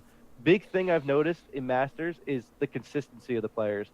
If they're playing a hero they're comfortable on that they like main, they're really good. Like, you'd be like, wow, you really deserve to be here. And then you throw them on support when they never play it, and it's like, wow, that was horrible, and I really just want to stop queuing so I don't have a chance to get you on my team again. Yeah. And you have to realize that, like, especially outside of the pro scene, a lot of players aren't consistent. They have a small pool of heroes that they're good at or a role that they're good at, and everything else they'll really struggle in. And if you're one of those well-rounded players playing Hero League, look to be well-rounded all the time, and like look to put your teammates in their comfort roles, like put them in the role of why they got to the rank they're at. Don't make them play a role that they're bronze at and then expect them to play at a master level. Like, Definitely. I think that's a really big thing for Hero League. And like, you'll notice your games will go pretty well. Like, people will be more responsive and open than you think they will be, as long as you're the one that's open yourself. If you start like throwing out like one sentence of what people might perceive as flame, then chances are your whole team mood's gonna go down. You're just gonna get flamed back. Like, good vibes only in your game, and chances are you'll get good vibes back most of the time. Yeah. Again, team chat off helps a lot, or just don't say anything. Either way, right? I guess it depends. It depends on, you know, Depends on the person. on the person. I guess I'm from a plat perspective, but yeah. Yeah, for me, like even when I was like in I was in plat before and like grinding out of it, I like to read the chat because I was like, hey, even if I'm getting flamed, I like to look back at all my replays, and I was like, was it really me that was wrong? And like, I'll look back and think about it and be like, hey, like maybe I was wrong here and deserved to get flamed. Then some other instances, I was like, no, I think it might have been something else, and like, but I still made a mistake like somewhere around in the game. Like, Yeah. if I didn't make any mistakes, why am I here? And like, that's kind of my mentality. Like, I like to read it, and it doesn't bother me. Like, I got like thick skin against it. But like, if you notice yourself getting tilted about things, then yeah, turn it off. If you notice that you have thick skin and like can watch your replays and improve, keep it on. I mean, it's all personal perspective. Do what makes you feel both comfortable playing the game and what's going to make you have fun. Like, if you came out of your game, win or lose, and were like, wow, I had a good time and learned something, then you're doing it right. If you're like, hey, I really couldn't tolerate this person flaming me, or like, I didn't like having to play support that game, then like, adjust your gameplay. Like, Sure. make sure you're enjoying what you're doing, that you're able to be vocal with your team, you're able to help learn with the people around you and have a good time, and your games are going to go well a lot of the time. Yeah. Right on. And you're gonna have those bad streaks. Like when I lost my 5 games last night, they were mostly because I all night, literally all night, I was 4th or 5th pick, and that's just all RNG. There's nothing you can do about that. Yeah. And that's gonna happen, and it's gonna suck. But guess what? You're gonna have games like that in quick match where you get out macro just because of the randomness. Because they have Nazebo, Abathur, Zagara, whatever. Asmodan. Yeah, and you're over here But- stuck with like, 5 Lee-Mings with no wave clear. Yeah. Yeah. So it's those bad things are gonna happen, and you just have to move on. Yeah. Get over it. You know. Yeah. Right on. Cool. For me, I'm also in Master. I've noticed there was a lot of Kel'Thuzad in my games. There's been a lot of Kel'Thuzad in my games, like so much Kel'Thuzad. Whenever there was a Kel'Thuzad in a game, the team with the Kel'Thuzad won. And I think that was a matter of people just like stacking up, not trying to dodge stuff. Yeah, and this 100%. and this goes to like what Aurumis was saying, that Master players are highly inconsistent.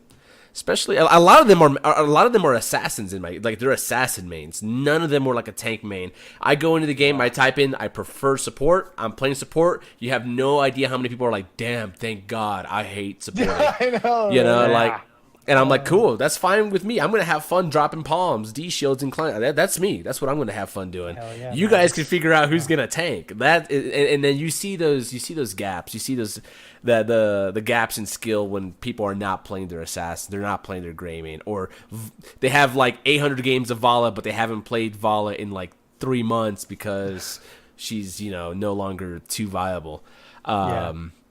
So I'm still getting a lot of those players that really haven't adapted to the meta, or are stuck playing a role they're not comfortable with. I still see a lot of Nazebos. It kind of triggers me sometimes. It's pissing me off, these Nazebo picks, because it's like, oh, let's just play for 20, guys. Sorry, bro. This is like, mid-master. That doesn't work. Like, you can't just say we're playing for 20 because you're getting punished elsewhere. You're getting punished by their enemy's comp or their skill. They're just killing you. Nazebo last night, let's play for 20, died 9 times in the lane, never in a team fight. In lanes, just got ganked by Genji, and it's just like, we can't play for 20 if you're not alive. Don't look at that link I posted in chat. Don't look at that link. It's not me. It's not me. And it's just like, okay, you're obviously not understanding like what's going on here. But anyways, support is still my favorite role. I've been playing a lot of Karazim. I think Karazim is pretty strong for me in my Hero League games. Anyways, good damage to finish targets off. His palm, there's a lot of burst in the game. Last night, for example, I did have a lot of Kel'Thuzads. My palms were able to save a lot of the people from the Kel'Thuzad combos, the Greymanes, the Zeratools, Leaming resets. Dude, that must have felt so good. It felt incredible. I was having a blast. Oh my And a lot of the games, like, we ended up losing because of overextensions in the late game. That Nazeebo was out there or something like that. But I didn't feel like we lost a game because I didn't land palms or, whatever the case. Maybe I could have shot called some things better, maybe pinged some people back and stuff. But like I said, there's only so much you can do. But I felt pretty good. I like going Transcendence as well, especially if I have like a backline that I need to kind of hang around. The Greymane dives in, I punch him. I'm sustaining my Kel'Thuzad with the heals, the block totem, things like that. I've also noticed that a lot of players right now in Master get flustered by the amount of information that is being presented to them. In some games, it was like half GM, half Masters for both teams, and the GMs and myself, I'm giving out calls and information. The other guys they're like, sorry guys, like this is too much. I'm gonna have to mute. I can't concentrate, and it's just like, wow, you're in Master. And you're having a hard time communicating information. And I said this back when voice chat came out. Voice chat is going to be another tool that's going to determine how good people are. You either use it effectively or you don't, and you either get better and climb or you fall because you can't handle it. So yeah, people are flustered. They need to focus, be able to kind of focus on their gameplay and being able to give out communication. A lot of guys just stay muted, which is fine. That's fine, no big deal. And a lot of times there's a lot of clutter in comms, a lot of useless memeing in comms, and a bunch of random commentary that drowns out a lot of what really needs to be said. I called that I didn't have Cleanse or Ancestral last night like 5 times in my game, and these guys were, kind of going back and forth talking about some random stuff. And then the Zul'jin died, and he's like, what the fuck? You didn't have Cleanse or Ancestral? I'm like, I called it 5 times. But you were too busy memeing with your buddy here about something and couldn't hear it. So I did call it, and I even pinged it. You can go press enter, look in chat, it's there. And he's just like, oh, my bad. Yeah. Like, keep comms clear. That's a lot of what I've been noticing. But I'm eager to get back in there and keep playing over the course of the next week. And we'll all 3 of us will be giving our updates for Hero League next week and giving some more tips as far as, like, our meta is concerned. But cool. All right, let's keep moving, guys. We got to keep moving. We got a couple more topics here. We're already at like an hour and a half. Let's brush through. Let's get through these real fast, and we'll call it an evening. What do you guys say? Sure, man. All right, cool. So in this next segment, we're gonna gain some insight. My mind is clear. All right, this is a question that somebody on Discord, that True Mr. Fu from Discord asked. By the way, if you guys want to ask these questions, you can join the Discord. It's discord.gg/trollsgg, if I'm not mistaken, or you can look in the description down below. You can see the Discord. You can ask it there. You can tweet at us at TheNexusTrolls, or you can email us at trollsgg at... I can't remember what it is off the top of my head. We'll go over that. But you can email us or tweet us your questions. But True Mr. Fruit from Discord asks, one thing that I need help with is the mentality change you need to have when playing certain roles. Like, where do you focus your attention as a healer or an assassin or a tank, and how do they differ? When I main a role in Hero League over the course of a season, I get into a zone and just understand. But when I have to switch back and forth, it takes me a while to get there mentally. So, Aurumis, what tips can you give True Mr. Fu and anybody else that's listening about shifting, acquiring that mentality for your role? So, I mean, having the right mentality toward your role is really, first and foremost, understanding what your role is supposed to do. So, like, not just saying, as a support, I'm going to heal bot people. Not just saying, like, as a tank, I start fights. Things like understanding what the deeper, like, what is the other things you need to do. As a support, you should make sure that you're always the one managing mana. Like, if you're out of mana, you're controlling the tempo of team fights when you're going in, when you're back out. If you don't have your heals, your team's backing out more so than, like, tank controls it. Like, You saying you have your cooldowns is a signal to your team, making sure you're communicating that, making sure you have the right mana, have the right resources necessary for fights. Yeah. As a tank, make sure that you're not just looking for a big stun or a big mosh as ETC, that you're anchoring, you're giving vision toward your team, you're making sure that you're using your CC in tangent with your assassins. If you notice that your Chromie threw out her 12-second like Dragon's Breath, don't engage right after that and expect there to be follow-up. Like, I see that happen all the time where, yes, an assassin will make a mistake and throw out his like 10 to 12-second cooldown. And then the tank will engage right after and then complain there was no follow-up. Well, like Jaina just used her W. Of course there's not going to be follow-up after. Wait for it to be up again. Pay attention to your team. Make sure you're using your cooldowns in accordance with when your team uses them. Yes, if your team wastes their cooldowns and there's an opportunity there, don't go for the opportunity and then complain when nothing happened out of it. Say, hey, you want something? It's a missed opportunity. I'm not going to collapse on it. Like, if anything, maybe poke him a little bit if he's out of position. But make sure you're watching cooldowns is probably the most important thing. Beyond that, it's really just like understanding all the little nuances in the game, taking cams, anchoring, making sure you're getting vision, things like that. Really pay attention to your role and what your role is in the game as like a team member. Like if you're noticing you're in an off lane, make sure you're watching the mid lane, pinging when your lane leaves, watching when people are coming into your lane, things like that. Like I'll definitely be going more into this topic in like over the next few weeks, making sure you like everybody watching like really gets that right mentality, and like I'll be sharing a bunch of like coaching tips about like how to grind up in Hero League, how to get out of wherever you're at, like how to learn the game a little more. I definitely want to do a segment in a few weeks where you kind of just like understanding how to go through a replay, I think is the most important thing. How do you review your games? And yeah, we'll definitely be talking more about it in the future. Like if anybody's got more questions about it in the meantime, like let me know on Twitter or on my Discord or on Twitch, and like I'm more than happy to go over any of that information with anybody who's interested. I want to see everybody look to improve and learn something. So right on. Soken, what advice can you give? For me, where I'm at, basically mentally, I'm thinking at this point, whatever role I'm playing, what am I providing? What is the main goal?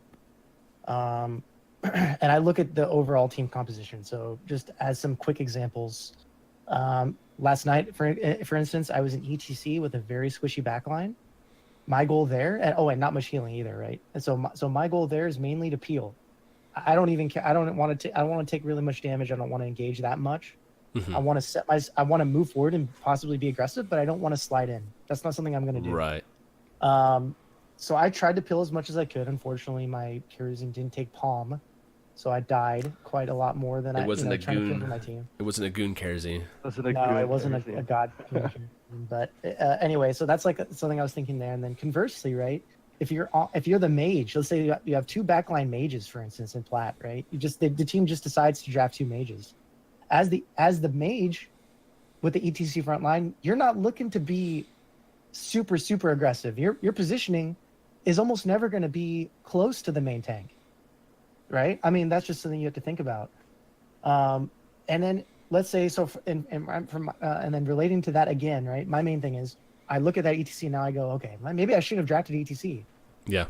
What if I drafted ETC, and I knew at that moment I drafted ETC I should have taken Muradin. I knew I should have done it. Okay, well, how can I play that ETC in the way that still accomplishes the same thing as a Muradin would accomplish? So there's those things that I'm personally thinking about when I'm looking at composition is what should I be doing? Yeah. What is my goal? And I should be sticking to that most of the time. That's kind of how I go about it. I don't know. When it comes to like shifting your mentality or adapting a mentality, this is gonna sound really, really cheesy, really lame, but in my mind, I sit here at the keyboard in the mouse, and I kind of just role play a little bit. I'm playing support, and I'm playing monk. Etar guide my path. Glory to Evgarad. My mind is clear. I'm going to make sure I am dashing to where I need to be, protecting my allies. If I have a very dive-heavy composition, I'm getting in there, punching, getting those final blows. But at the end of the day, protecting, creating space, looking for making sure we don't get flanked, things like that. if I'm playing a Diablo, I'm the Lord of Terror, baby. I'm going in there. I'm going to make them scared of me. I'm going to spam ability. I'm going to bash them up against walls. That's how, if I'm Greymane, you know, in human form, I'm that guy picking them off from far away. And when I see my moment, I harness that inner demon within me, go Worgen, get the reset, and back out. For me, it's just having fun with the characters, having fun with their voice lines, their abilities, and kind of role-playing that a little bit. Dude, I love it. I love it when you get into the Greymanes or the monk roleplay. You'll get a kill and then you'll be like, he died, guy. I channel the energy, man. It's so funny. It's so good. I love it. I love it. But when you're thinking of not just healing, I'm not a heal. I'm supporting. How am I supporting my team? I'm calling out their cooldowns, their mana. Hey, maybe we should back up. Hey, maybe we can look to do something. If I'm playing the tank, how am I controlling? I'm the tank. I'm the big boy. How am I controlling the space in front of my team? How am I taking damage and CC on me? And how am I drawing the aggro? It's like playing World of Warcraft. Your tank is drawing the aggro and not dying or whatever. What are you doing to do the same thing? Your assassins, how are you looking to not draw too much aggro but still get the job done? Hey, think about those things, right? It's similar things, you know, except you're playing against other people. Yep. But cool. All right. If you guys have any other questions that you guys want to submit, tweet at us at Trolls, at TheNexusTrolls, or on Discord, or you can email us. We look forward to hearing any questions you guys might have. This is really fun for us to do, and hopefully in the future we can really get into some more detail about it when we have more time. And don't just give us general questions either. Don't give us like, how do I climb from bronze? Rank up? Like I don't want to answer how do I rank up. I want to answer like this was actually a really good question. Like how do you get in the mindset, right? I think that's very important. Yeah. Very different, very specific. Right on, cool. All right, and for this last segment, the Trolls Challenge. Actually, hang on. Get good or get wrecked. Get good or get wrecked, baby. So this is a challenge that this is something that we do, a new segment. We're gonna present challenges to one another here on this podcast, and then we're going to present a challenge to you guys, and we want to hear about it. We're going to talk about it next week, how the challenge went, and then we want to hopefully we get something from a listener, a viewer, a written, whatever. Tell us about how your challenge went, and we'll talk about it on the podcast. But with that being said, we are, let's see, who did I say was going to be challenging who? I think Soken. Soken, you go first. Challenge, what's the challenge you're gonna have for Aurumis this week? Can we switch it up? Can I give you? Okay, fine. Give me a challenge. I want to give you one because I can only really think of one for you. It was a little last minute. We came up with this segment, but basically, like, I want to see you play more Anna. You want to see me play more Anna? Yeah. So I've seen a lot of the pros kind of pick it up again, especially after these changes, but I haven't really seen you play it very much. And I want to see you hit those skill shots. I want to see you hit those sleep darts. I want to see you maybe the new debilitating dart, right? The one that slows and all that. Okay. I want to see that, baby. Okay, you want to see me lose more, as schizophrenic says in chat. I'll play Morana, and I'll stream it. I liked her a lot when she first came out, and then I just gravitated back to Monk, dude. He's my thing. But okay, all right, cool. I'll play Morana. All right, Aurumis, what do you got for Soken? All right, for Soken, I want to see Soken stream a couple of support games in Hero League this week. It's his least played role, and I know he doesn't like doing it too much. But I want to open him up to the prospect of saying, hey, I'm going to go in here and carry your games as a support, which is sometimes something people think that isn't possible. Like, I can't carry as a support. And it is very possible. Talk to Goon, you can. It is very possible. I want to see Soken give it his best shot at it. Okay. How many games? Let's say like 3 to 5. Give me a number. 3 or 5. Let's go 4. Let's go 4. No, I could do 3. No, 3. I could do 3. All right. You gotta stream them though. I can guarantee 3. All right, I'll gotta stream them. All right, I'll be in there watching. This week is just between now and next Thursday, right? Right. Between now and next Thursday. Yeah. All right. Yep. Okay. All right. You guys are. I hope you guys are writing this down because we're gonna hold everybody accountable here. Oh, Soken's face. I know. All right. So I've got more Ana. Soken's gonna play 3 games of support in his Hero League game. Okay. Aurumis. Damn. Not for me. See, the thing is, Armis has so many high level heroes on his account. That's the thing. I was looking at that and I was like, I cannot think of a challenge. And I'm looking at all these heroes. Oh, I'm like, I've got. play the Lost Vikings. Oh wait, you actually played the Lost Vikings against me in a competitive game one time. You just tell him to not play Chromie. That's the challenge. No Chromie games. No Chromie games. No Chromie games at all this week. Oh no. Okay, instead of Chromie, if you're gonna play a mage, instead of Chromie, I want to see Gul'dan. Well, Dan. All right. I'll try to make it work. If you're gonna play, no Chromie whatsoever. Okay, no Chromie whatsoever. Alrighty. But if you're gonna prioritize a mage, prioritize Gul'dan. Alright. For the rest of this week. I don't care if it's Hero League or Quick Match. That's rough. All You right. just don't want to see me hit Grandmaster. I just don't want to.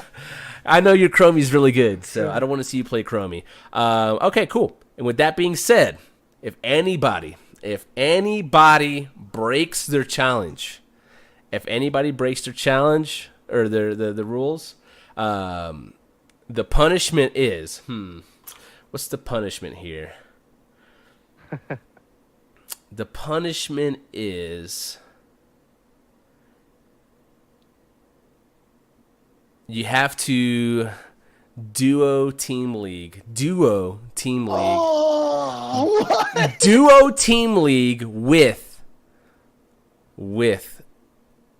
someone from the Trolls community, any rank. Okay. Any rank. You have to duo team league 3 games. We'll just do that. That's the punishment. The punishment is you got to play with these bums out here.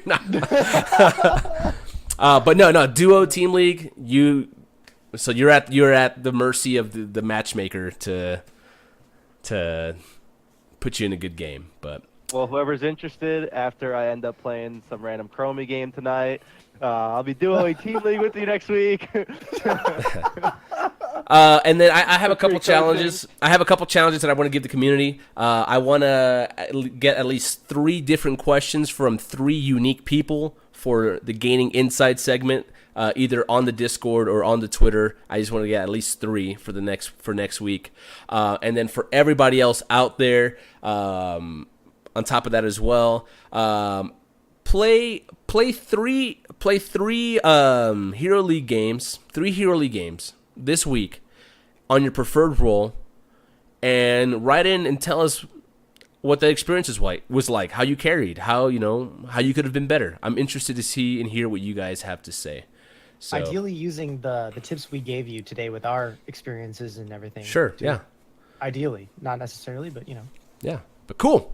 Right on. With that being said, we want to thank our chieftains, Super Dave and Preston, for pledging their support to the Trolls. That's $10 a month tier. Thank you very much for your guys' support. Much appreciated. We couldn't do this without you guys. Thank you all for listening to the Nexus Trolls, a Heroes of the Storm podcast, which we stream live on our Twitch channel, twitch.tv/trollsgg, every week on Thursdays, 9 p.m. Eastern, 6 p.m. Pacific. That's going to be the new times from here on out because we're mostly West Coast. Aurumis, where can people find you? Find me on Twitter at GG_Aurumis, like it says on the screen. You can also find me on GamerSensei. I'll post a link in the chat again in a minute. And you can find me on Twitch. I will be streaming my Hero League games all week this week. Be a little bit of random times. They'll usually start at noon Eastern every day, Monday to Friday, and then I'll be live again later that day, probably about after 10 o'clock Eastern every day. So expect a lot of Hero League games coming in. Feel free to come in, make sure I'm complete my challenge, and give me some heroes to play in Hero League. I'll take any viewer request. Yeah. Have a good time. Yeah, we're gonna. These games are gonna be streamed. So if anybody out there sees that he's cheating, let me know. We'll punish him for that. Cool. All right, Soken. So I'm on Twitter at SokenGLHF, And I will be streaming on twitch.tv/Soken Gaming, as you can see in chat. I will be streaming my Hero League support games, my 3 Hero League support games. I'm probably not this week, probably next week on thinking Monday or Tuesday. So be on the lookout for that. I will update through my Twitter on when I'm going to do it. So yeah, we'll post from the Nexus Trolls account when these guys go live. Cool. I can be found on Twitter at GOONHOTS, GOON HOTS. Twitch.tv/GOONHOTS. I will be streaming my Hero League games as well. Playing some Ana for you guys for the challenge. YouTube, GOONHOTS. There you can see some Bush League replays that I've done with some people, as well as some rants and whatnot. But more so on Twitch than anything. But cool. Thank you all to all of our Patreon supporters, as we mentioned before. If you like the show and you're looking for a way to support us, you can do so at patreon.com/trollsgg. Subscribe to our show on iTunes, Google Play, Stitcher, or wherever you happen to find your podcasts online. Visit our website at trolls.gg/TheNexusTrolls. I also want to mention the Bush League, bushleague.trolls.gg. If you look at the Trolls Twitter account, there was a survey that was posted that was sent out for next season of Bush League. If you are interested in joining the Bush League, fill out that survey. Get involved. Get your buddies involved. We're gonna have a good time. The best underground Heroes of the Storm Amateurs tournament that Blizzard doesn't know about. don't tell them. Don't tell them about it. To watch this and past shows, again, you can go to our website, trolls.gg/TheNexusTrolls. Video streams, you can also find us on YouTube at TrollsGG. For announcements about the show and general Heroes of the Storm news, follow us on Twitter at TheNexusTrolls. If you want to hang out with us in the Trolls community in-game chat /join TrollsGG.